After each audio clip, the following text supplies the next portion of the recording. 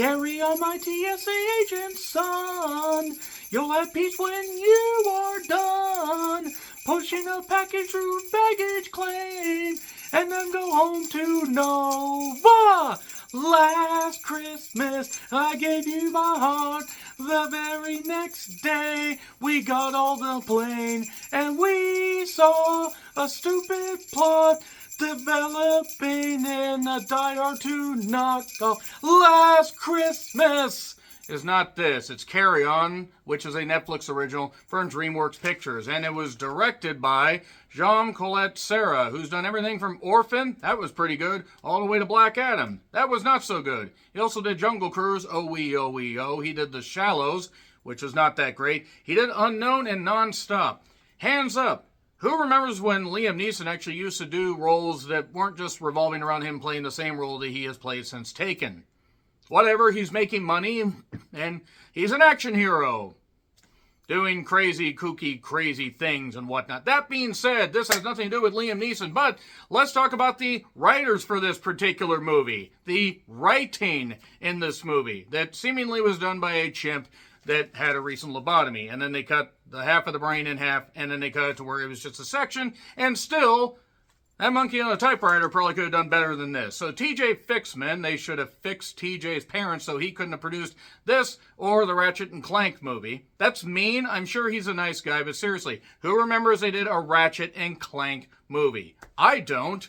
So, Michael Green, hopefully not related to David Gordon Green, or I must curse his existence. He did Logan, How's the Run Going, Blade Runner 2049, and Green Lantern. Who remembers how bad Green Lantern was? God, could you imagine if they tried to redo that? So yeah, the reason I'm wearing the hat, by the way, one, you guys like the hat. Two, this involves Ethan Kopech, played by Taron Egerton, who was Rocket Man. He was also in the Kingsman movie. He was also in that ill-fated and ill-advised Robin Hood movie that nobody remembers unless you saw the trailers and then you just saw it die at the box office. It had him, Jamie Foxx, and there's a movie I haven't reviewed because it looked like total dog shit. I think I've seen like 2 scenes from it. So he plays a TSA agent that he has a bit of a backstory about kind of coasting through life, and we get a little bit of exposition about how he could be doing so much goddamn more, but he's settled on a TSA agent job, but he's not motivated. He keeps coasting. He has a girlfriend, Nova, played by Sophia Carson, who, beautiful eyes. Good grief, she has beautiful eyes. And they're going to welcome a baby on the way. Congratulations. Bringing a kid into this world. The fuck's wrong with you, you goddamn weirdos? That being said, speaking of weirdos, let's talk about the rest of the cast members in this. Jason Bateman plays the Traveler. So imagine if Jason Bateman had a butler. Now imagine what the butler would have to call him. You're welcome. It's still more clever than anything that was said throughout this entire goddamn fiasco of a fucking bullshit flick. Look, I wanted to give this a chance. I really wanted to give this a chance, and I'm going to explain, A, why I'm wearing the hat. It takes place on Christmas Eve. Where, yeah, TSA agents and other airport employees are just trying to do their job. Maybe, I don't know, fly out sooner than Christmas Eve, you idiots. Nevertheless, they're just doing their goddamn job. And, alright, we have a TSA agent. We have Ethan Kopech, who is just sat down in his seat. He is really trying to just get through his day. He has a coworker named Jason, played by Sinqua Walls. I swear I've seen that man before. He looks very familiar. In fact, quite a few of the cast members look familiar in this, and some I can place and some I can't. And then basically there's a switch up because Ethan wants more responsibility. So he's going to do the baggage checking and stuff like that. Well, it turns out that he shouldn't have taken that. He shouldn't have done that. He's going to meet with a terrible fate, isn't he? Where now the Traveler, played by Master Bateman, has a particular package that he wants sent through. And if that package is sent through, then everything will be fine. But since it's not Jason, it now must be Ethan. And now Ethan must do this, or everybody that he knows and loves, i.e. Nova, and the few employees that he actually somewhat likes, will die. In very stupid ways. Look, I didn't expect much from this movie when I saw that, when I read the premise, and I saw like a couple clips from it. I saw when, autoplay, like how they'll play the little trailer thing and stuff like that on these streaming services now. I saw a little bit and was like, okay, you know what, whatever. Taron Egerton, I like him. I like Jason Bateman. You have Daniel Deadweiler, who's very, very good. And you have other people in this that could, conceivably make the film work. And here's the thing. Die Hard 2 is what this movie will be unfavorably compared to. I say unfavorably because this doesn't have Bruce Willis, which I feel so bad for Bruce Willis and the amount of pain he's going through, his condition. One of the best action heroes of the late 80s with Die Hard, which is a Christmas movie, by the way. You can argue in the comments. You'll be wrong, but you're entitled to your opinion no matter how wrong it is. And then you have Die Hard 2, which is also a Christmas movie, but Die Hard is so much of a Christmassy movie. But Die Hard 2 took place at an airport where you had people trying to take over stuff and trying to do everything. That's about really what you have here. You have a bit of a spin on that, and then you have a movie that just sits and spins constantly until the cushion gets worn out. And then just, what the little, pull for the goddamn seat goes up your own ass and starts going at your throat and spinning around and everything, and it does all this and all does this, and you're choking on your blood. Basically what I'm saying, this movie isn't very fucking good. Did you fucking get that? Carry On isn't very fucking good. Unfortunately, it's also one of those movies that could have worked had it maybe had a little bit trimmed off, because this movie is like an hour and 50 minutes, thereabouts, and it also features one particular sequence that's on a freeway that features, honest to God, some of the worst CGI I've seen. It's like Windows Movie Maker 98 had something to do with it, and botched Windows Movie Maker 98, like Windows Movie Maker 98 got a fucking virus, or was never finished. Because half of this movie didn't look finished. And look, I know with action movies and with suspense movies and with stuff like this, you have to turn your brain up to enjoy the entertainment. The key word there is entertainment. Because none of this is entertaining. This movie is honestly baffling at just how bad it ends up being. Because I cannot believe, looking at this film, that they thought, yeah, this is a great idea. We could just do it like this, and oh wait, that doesn't make any sense, and all this stuff is not lining up, and let's just wrap it up in a nice neat little bow at the end. Entertainment is something that you need, again, for action movies, and this movie doesn't have that. Now, I am open to criticism and everything, because I had no expectations going into this. I just thought it will be what it is. So, yeah, that's pretty much it right there. Also, Jason Bateman at least seemed to be having a little bit of fun in this. If there's one thing that got over with me, it's the fact that the end credits at least rolled and I didn't have to watch any more of this slop. So yeah, that's basically it right there. I'm going to get into spoilers. It's on Netflix if you want to check it out. DreamWorks continues to misfire no matter what. 3, 2, 1, spoilers. So basically, in the beginning, the traveler shows up at this place where he gets his package and kills these Russian guys.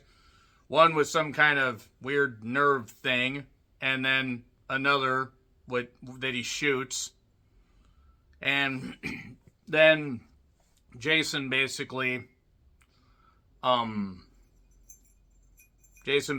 going to take that position, but he basically tells Ethan, hey, you really got to step this stuff up. You got to do this. You got to do some really, really good.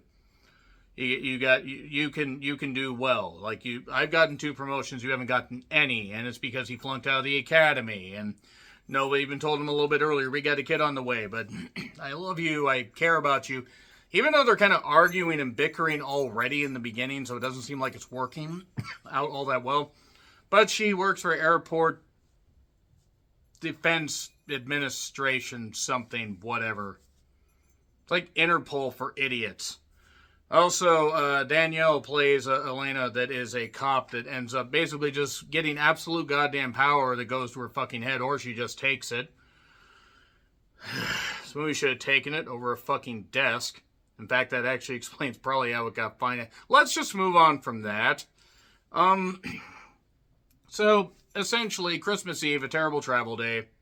He wants to do good, and then, basically, I wrote down, get your sacks emptied, because who doesn't love emptying their sack on Christmas Eve? I used to do that. And then she woke up. So, nevertheless, these camera infrareds, it's like we were back in the early to mid-90s, but whatever, it's fine. So, they got eyes on Jason's family. They were going to kidnap the wife and the children. Who are these guys? What are they doing? Also, there's this guy trapped in this van. And this other guy that looks like he's in accounting that is a sniper type. that whoever the guy was that was in the goddamn house, I mean, whatever, it is what it is. But then the idea is, since they saw Jason wasn't there, they put a little earpiece in this one travel case, or this one little, plastic bin that they do, kind of like they do for concerts and other things. And basically, they get into his phone, they find out about Nova, they find out about all this stuff. And the traveler basically tells him, all the stuff that's going to go on. Today is a day that you're going to remember for a very long time. Handle it right, and you'll be able to forget about it. One bag for one life. Man, Super Mario was just all goddamn thrilled. You mean I only have to do the bag for one life? Let's go. So, basically, you can't call on your phone, put it in lost and found. You can't text on your watch, your little Apple Watch thing, whatever, Alexa Y, I don't know what the technology is, or Nova will get killed. Then Elena shows up at the place that got burned down with that Oleg guy, the Russian guy, or whatever the hell his name was, and his partner. And there was this little earpiece thing that they were able to get some garbled stuff out of. And one of the things was Novichok, that's better. It's just better to make fun of this movie, because what the fuck else am I going to do?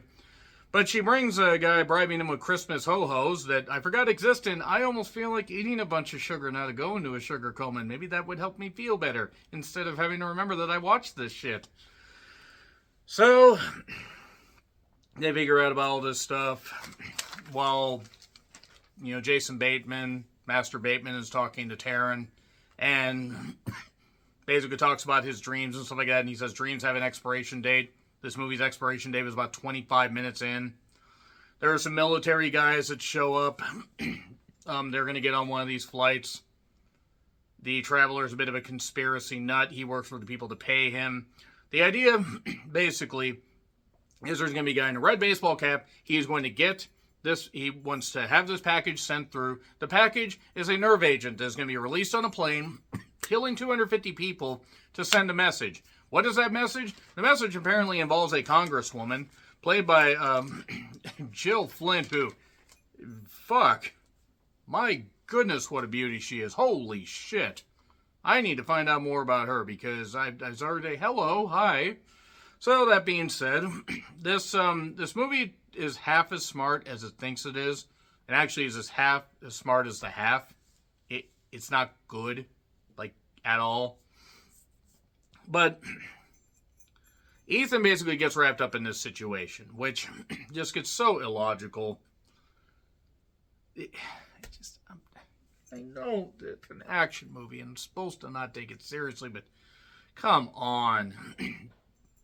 Just come on.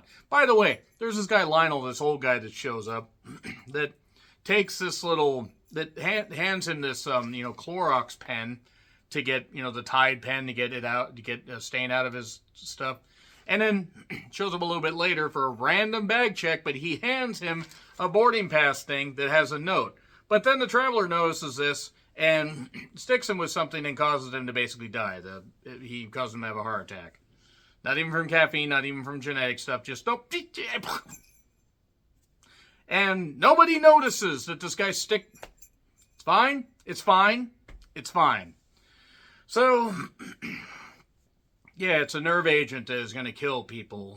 He talks to Nova on lunch, and Elena basically gets this one agent to help her, because he just shows up. His name is Alcott, and he just happens to show up, with this information. They're going to go driving to the airport, and everything's fine. Everything's totally fine.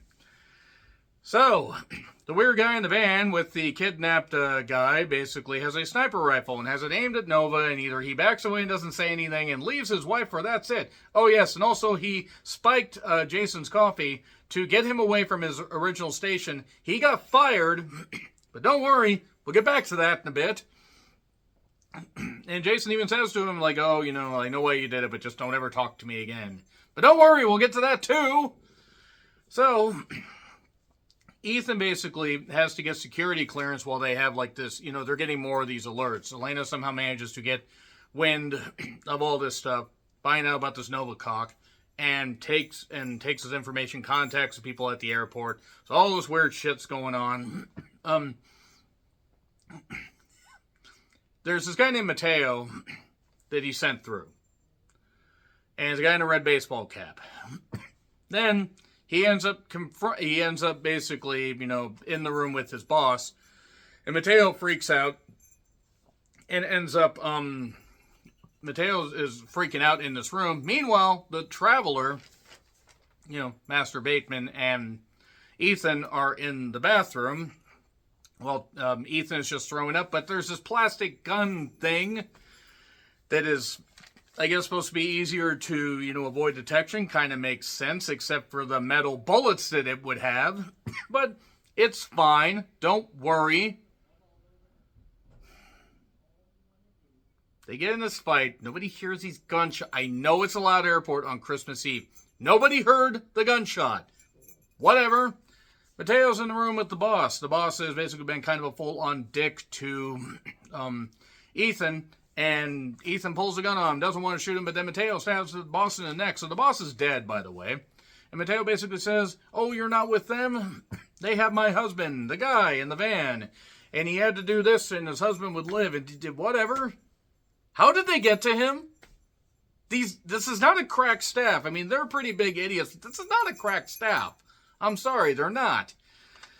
And I looked at the goddamn, I looked at the bomb, the way it was taken out. Remember the movie The Rock with the weird little beads? Okay. This is just like that, except it's just a clear liquid, but it's in the same type of canister, so you have to lift it out, but you have to be careful, and you have to press this button as this fail-safe, because the Traveler, in addition to almost getting shot in the bathroom, hit the button, so now he shuts it off, so he's able to disarm it, thanks to the Traveler telling him this, like it's in this here. And then my favorite goddamn scene, where it turns out it's actually not Agent Olcott. He's in on this whole thing, and managed to get to this cop that he just happens to know that it's her. And they get in this firefight, where she's trying to shoot him, and they get in this accident, and just bopping around everything, hitting these cars. And it is some of the worst CGI I have seen in a while. Good grief. Rebel Ridge looked incredible, even with a couple dodgy things on Netflix, because some of the CGI just doesn't look right. But my goddamn word, I have seen CGI from the early 90s that looked better than this. From indie films that looked better than this. But he's going to choke her up because they're hanging upside down. But then she somehow manages to have enough strength to shoot him, so he's dead. Because she saw a marking on his wrist, by the way. And then her friend called her and said, "Oh, wait, Agent Olcott's on the way. Wait a minute. I'm in the car with him. Oh, that's not him." So,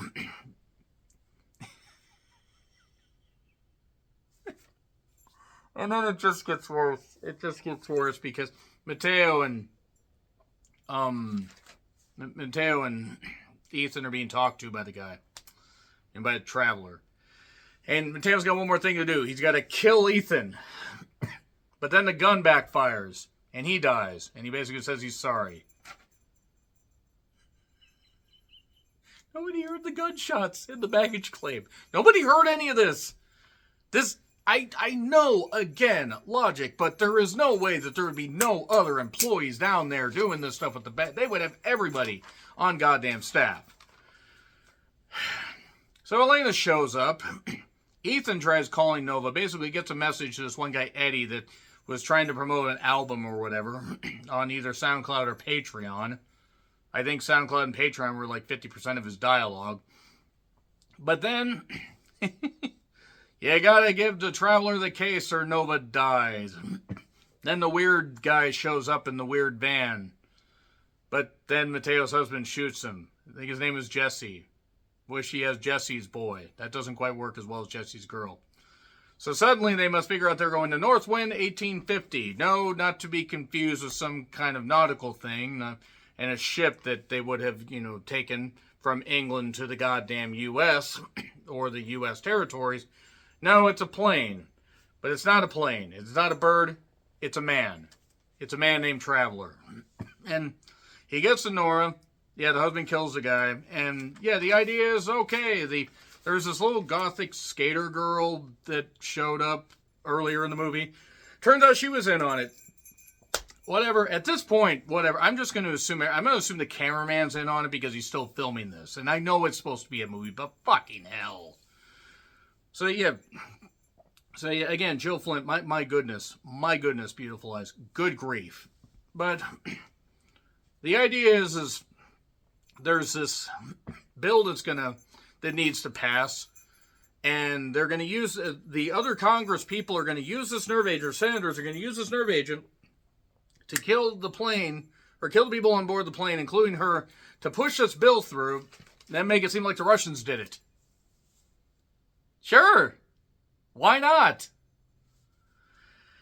But then Ethan basically gets towards the plane, and he's tearing up the tarmac. Still funnier than anything in this.